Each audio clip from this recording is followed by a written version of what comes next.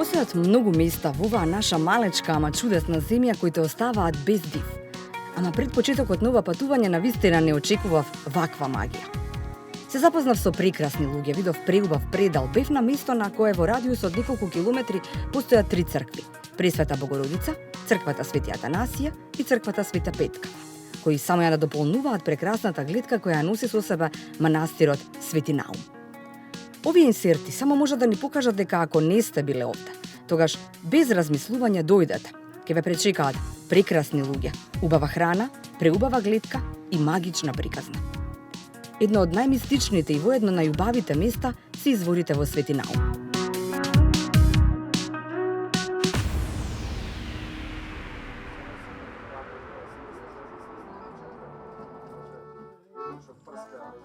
Кој не бил на таква прошетка со кајчен из краткиот тек на Црн Дрим од ресторанот до изворите, пропуштил ретка можност да ја слушне тишината и мирот. На овој дел се најголемите извори кои го хранат Охридското езеро со вода од блиското и повисокото за 100 метри Преспанско езеро. Слушнав многу интересни приказни, ама онаа за малото езеро ме остави без зборови. Дали сте знаеле, драги мои, дека постои езерце во нашата чудесна Македонија, кој иако однадвор изгледа мирно и тивко, сепак носи поинаква приказна. За само 5 часа целата вода од езерото се менува. Заради вегетацијата во него низ целата година температурата во езерото станува 9 степени. Така што, ако ве прашаат дали постои езерце во светот или кај нас, кој не замрзнува, слободно сетете се на местото наречено Острово и езерцето кое раскажува приказни. Кога ќе седнете на брегот во прекрасниот простор на ресторанот Острово и ќе погледнете во него, тогаш ќе забележите само меурчиња кои излегуваат на површината. Тоа се всушност меури полни кислород, кои го создаваат алгите во езерото. Последно место каде што тишината зборува, знае да ви раскаже таа многу легенди и тајни. Овде сме на еден сплав кој што има своја приказна исто така. Дел од неа ќе ни раскаже Благоја Ристевски. Како тргна приказната, ќе почнеме од ова. Што би им кажале на луѓето доколку се најдат во кајче или на сплав ваков, па да патуваат кон изворот на Црн Дрим? Прво да ви посакам едно добре дојдовте. Ви благодарам за тоа што ќе сум дел од вашава емисија.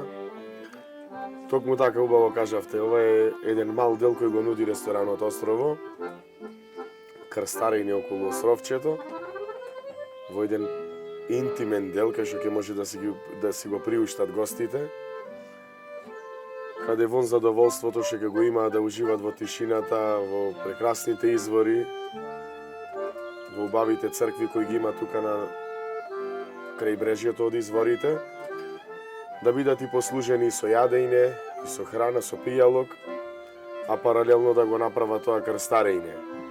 Тоа го одвиваме на еден начин кај што дел во кадарот ќе може да прикажете, кај што ќе бидат угостени со прекрасната музика од Цар Самуил, со келнер кој ќе ги служи лично нив и едно чамче кој ќе ги прати за дотурна пијачка, на храна, така. Да.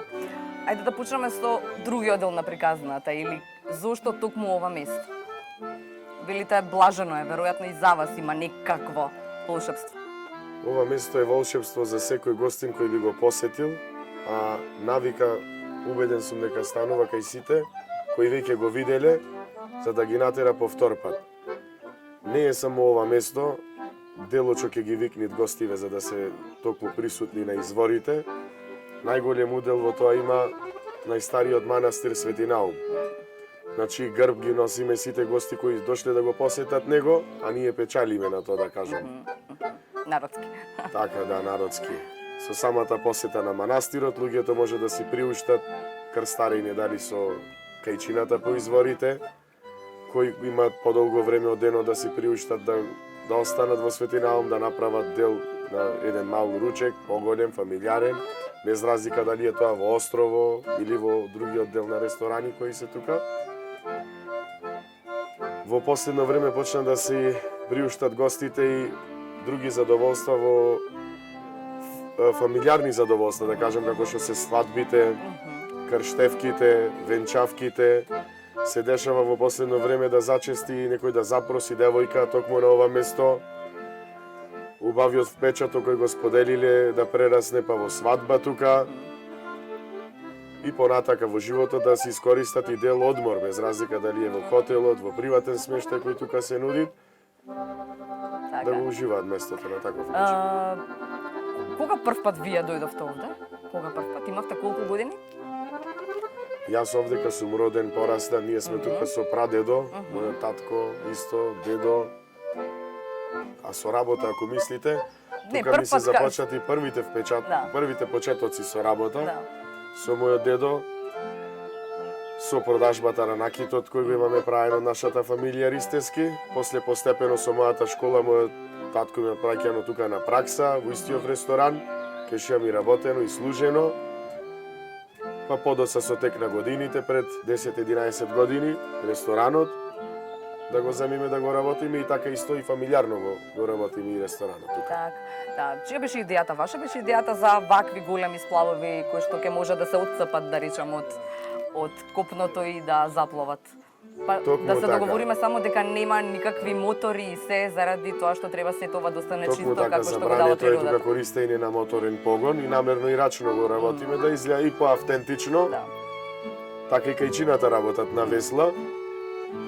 Забраната не е само ментално и духовна, него забраната е затоа што и целиот овој дел е по строга заштита на Националниот парк Галичица, на УНЕСКО, исто така. Да не се вознемируваат ендемскиот вид на риби, на патки кои ги имаме тука, алгата, флората и фауната, и токму затоа е на колци направено. На територијата на Македонија се регистрирани 15 на извори карстни врутоци. Најголем карстен извор е острово кај манастирот Свети Наум, во јужното крајбрежје на Охридското езеро. Овде, на површина од 342 метри квадратни, се јавуваат повеќе од 15 извори со вкупен капацитет од 11 метри кубни во секунда. Неголема длабочина од 3,5 метри се јавува на местото каде тесниот коритес дел минува во северниот проширен дел. Сите овие извори заеднички создаваат едно мало езерце, од кое водата директно истекува во Охридското езеро. Ова мало езеро со своите хидробиолошки особини, заедно со растителниот свет околу него, представува еден од најатрактивните пејзажи во Македонија. Што би им кажале на луѓето? Еве тргнуваме од таму како што тргнавме, нели, да пловиме со сплавот, и што им кажувате? Што треба се да им се кажа? Во делот и со сплавот, тоа што спомнавте како водич, повеќе во примена кај гостите кои доаѓаат со кајчината да се возат. Да. Му се објаснува дека токму овој дел овде кај што ќе го обават крстарењето, во текот на самото крстарење, ова е еден дел кај што можам да кажам слободно дека е мајка на Охридско езеро. Единствен видлив извор кој донира најголемо количество на вода, од 6,5 до 10 кубици вода во една секунда се влева во Охридското езеро. Вака навидум ќе добиете впечаток дека водата мирува, дека стои. Долу ќе видите од кај мостот со колкав интензитет се влева во Охридсково езеро. Меѓу другото, лажлива е и самата чистота и бистрина на водава. Ќе добиете впечаток како да е пола метро или 10 сантими, тоа веќе има метар и пол. Самата чистота на водава е лажлива. Благодарение на планината Галичица, таа се филтрира, Галичица е калциум карбонат, и со самата понажа на водата веќе едно 70% добиваме од капацитетов на вода од Преспанското езеро, кое е на 200 метри надморска висина повисоко од Охридското. И ќе имаме можност да посетиме дел од изворите. Тука се едно 15 подводни извори, 45 крајбрежни извори и 7 извори се главни извори кои се наоѓаат во непосредна близина до манастирот Свети Атанасиј. Па дел од нив ќе може и да ги добиеме, да ги видите на кадарот. Кој е Света Петка е манастирот кој што вели бил лековец за очи? Верувате ли? Така. Почнуваме ли да веруваме сите во такви легенди? Дали и тоа го прашуваате во страниците? Нашата религија носи доволно и доста за да веруваме. Сега, искрено би ви кажал, не дај Боже човек и мака да има, тогаш почнува во све да верува. Позади црквата Света Петка, одма после градбата на манастирот е таа црква изградена, е изворов кој извира. Уште една црква ни е нас Света Богородица, и така може да ја видите, каде што е доста интересно во самиот, во средината на самото црквиче, Добра. има избиено извор, како окно и во вид на крст, и така може да ја заприметите. Еден обрач од цркви е токму на целиот дел, па црквата ви е Свети Атанаси на горниот дел, и повторно во круг доаѓаме кај манастирот Свети Наум. Меѓу другото, луѓето тука ќе можат да видат делот риба пастрмка. Кленот е сега доста тука присутен. Плашицата навлегува во извориве, кај што е интересна за туристиве, од кај што му објаснуваме како изработен охридскиот бисер. Дел од ендемичните алги кои растат, кои ги има тука. Друго од животински свет ги има патките кои се во две врсти. Лебеди, нажалост, не знам од која причина се малце отуѓени, па доаѓаат, ги нема. Постојат многу легенди врзани за Свети Наум, меѓу нив и оваа. На местото на денешните извори кај Свети Наум имало некаква чешма. Една девојка полнејќи вода на чешмата го изгубила герданот од бисери. Сватила дека го нема дури кога стигнала дома. Со трчање се вратила на чешмата, но не го нашла герданот. Почнала да плаче. Од незините солзи потекли изворите со студена и бистра вода. Се разбира, Свети Наум не можел да го најде герданот, но можел да направи чудо за кое се зборува со векови. Направил бистрата вода од изворите како што се влева во езерото, така да излегува од него, без да се меша со другата езерска вода. И на вистина, вели легендата, Црн Дрим на истокот, кај Струга, е бистер и чист како на неговите извори кај Свети Наум. Затоа порани стружани пиеле вода од Црн Дрим. Се вели доколку гледате од птичја перспектива, може да видите како изворите се вливаат во Охридското езеро, па се до Струга си имат оформено свој пат. Истото е исто наведено како дека може и да се осигурате доколку би ошле Струга, ќе видите дека исто Дрим е поладен од езерската вода. Тоа нема потреба да кажеме ли веруваме или не, кога самата пракса ќе не наведе да видиме дека е стварно така. Јас верувам дека и во близина на Струга имаат извори кои ја ладат водата. Меѓутоа така и е запишано, потоа се владееме сите, да. Кога ќе дојдат гостите кај вас, што е она што треба да им го кажаме или што е она што треба да да ги донесе повторно овде? Зашто се прашуваат? Што се интересни нивни? Странци зборуваме, еве сега можеби Искрено. македонците можеби и знаеме, можеби и не знаеме, додека не дојдеме да прашаме и не знаеме. Почнувајќи од себе секој деталче, секој ден да го гледам и пак ме терат, пак и пак. Без разлика дали со фамилија или сам ќе се прошеташ и те релаксират местово. Благодарение на оваа природна реткост и местоположба, природава си го направила своето тука, да се осеќаат пријатно. Меѓу другото, се токму овие работи кои ги имаме создадено сега, за да може да уживаат поинаку да допрат природава од подруг агол. Другото нешто кај што се задоволни е токму традиционалната храна која му ја приготвуваме.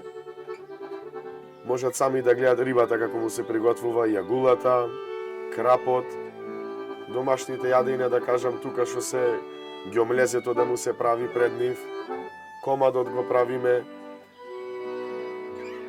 од храна е тавче, гравче и све кога ќе му се послужи пред нив кога ќе го твејне, кога ќе се направи, тука му е и токму на ова место во природава, ги тера, убеден сум дека уште еднашка, без разлика дали повторно истите луѓе или ќе сака да се очестит према гостин, пријател, како и секој што сакаме да го угостиме некој на поинаков начин.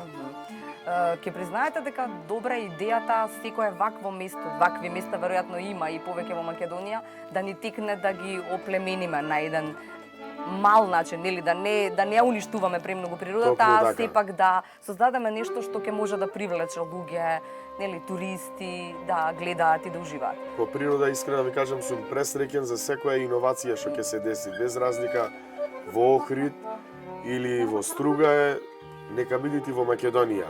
токму тоа ќе не наведи да имаме што повеќе гости, да привлечиме секој на свој начин со своја креативност, идеја да допридонеси, да имаме поголем број на гости, кај што сега веќе знаете во кој свет се живее.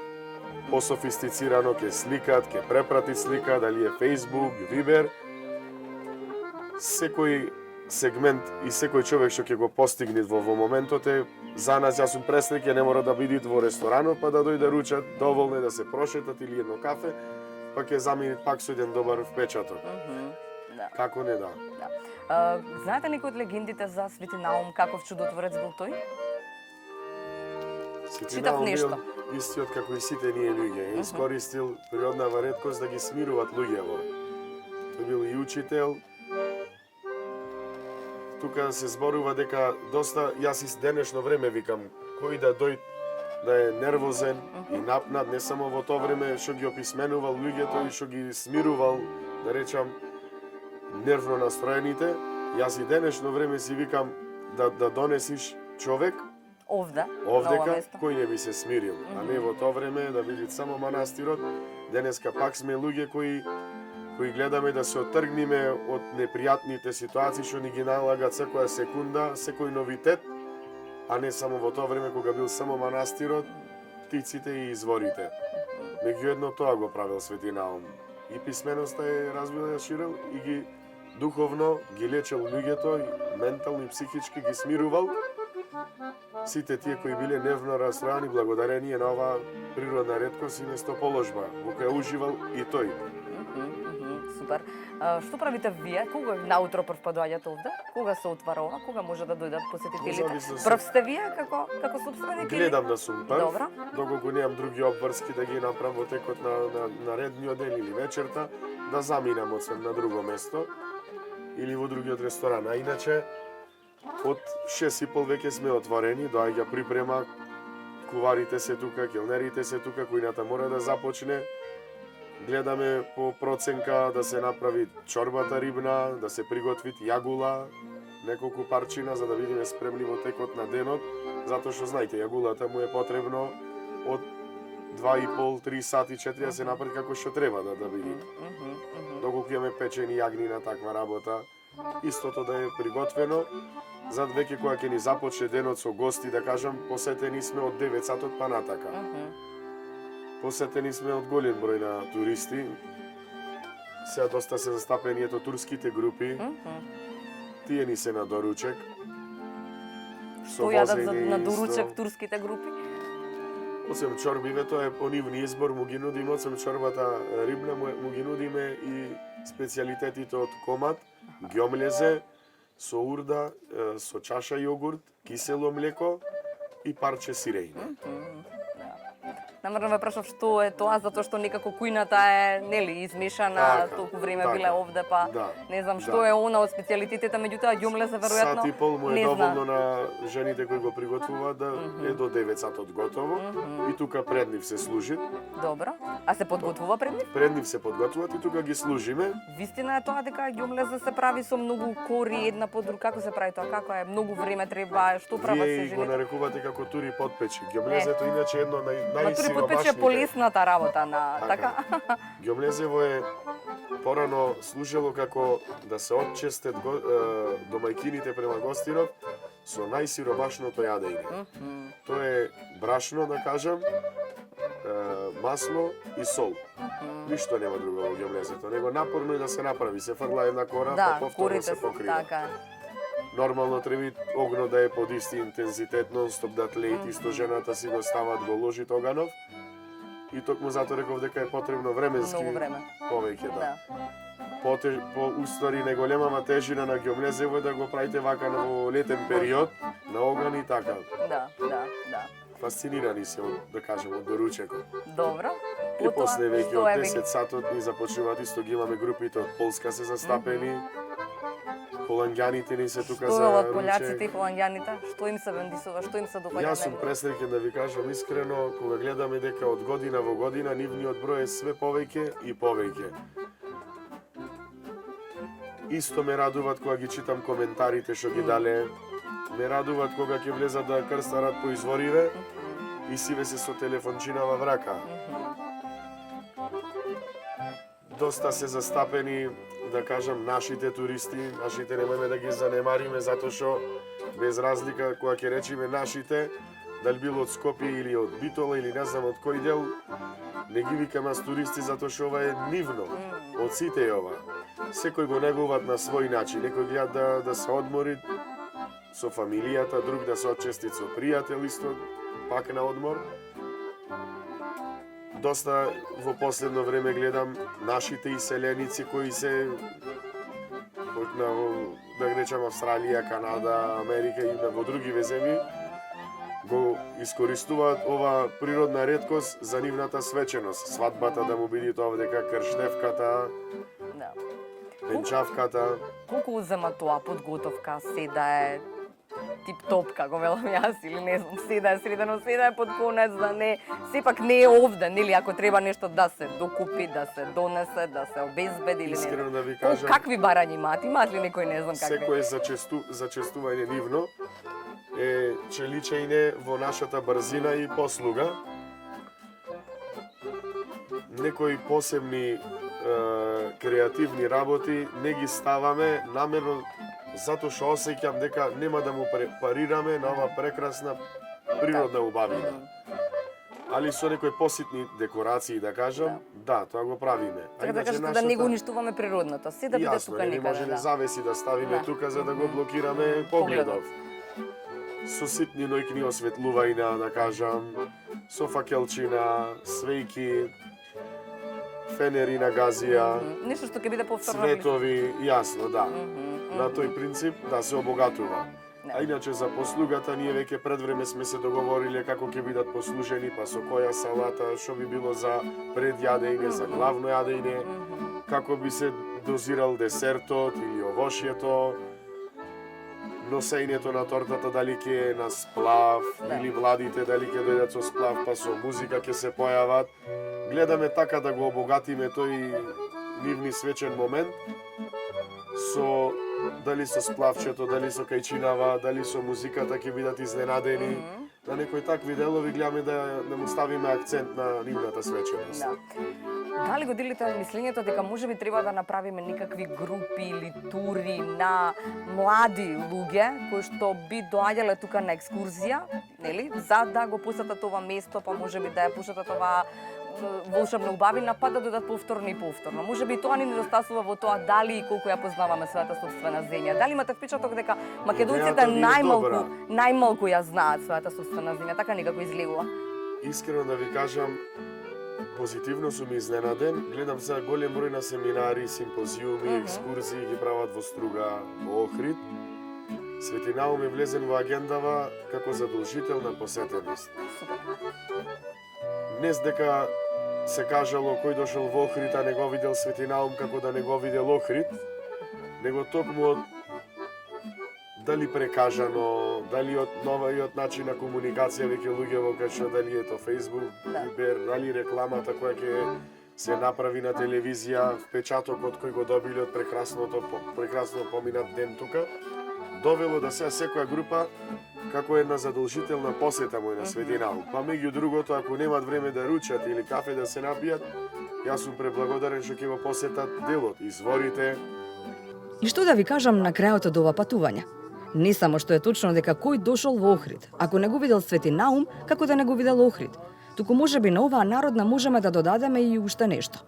Кој дошол до манастирот Свети Наум и не седнал во кајче или на сплав за да се прошета до изворите, не знае како изгледа звукот на тишината и какви се приказни таа раскажува. Постои верување дека доколку фрлите паричка во изворите од мостот кај Свети Наум, вашата желба ќе се исполни. Не го направив ова, ама сигурна сум во едно, дека оваа приказна ќе раскажувам секаде и со некои своји пријатели уште исто во лето повторно ќе ја видам оваа убавина во живо.